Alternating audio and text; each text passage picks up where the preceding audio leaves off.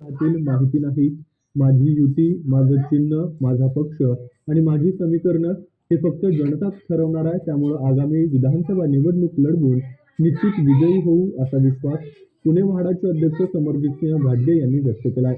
कागल इथं दिव्यांगांच्या वतीनं आयोजित नागरी सत्कार समारंभात ते बोलत होते. कागल इथल्या सणगर गल्लीत दिव्यांग नागरिकांच्या वतीनं पुणे म्हाडाचे अध्यक्ष समरजितसिंह घाटगे यांच्या सत्कार समारंभाचं आयोजन करण्यात आलं होतं.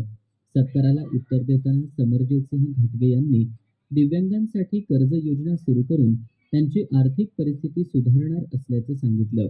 आगामी विधानसभा निवडणूक लढवून विजय मिळवणार असल्याचा विश्वासही समरजितसिंह घाटगे यांनी व्यक्त केला. यावेळी बाळासाहेब हेगडे संघटनेचे जिल्हाध्यक्ष संतोष मिसाळ, प्रवीण कदम, प्रवीण गुरव, नगरसेवक विशाल पाटील, राजेंद्र जाधव, बॉबी माने, संतोष निंबाळकर, अरुण गुरव आदी उपस्थित होते.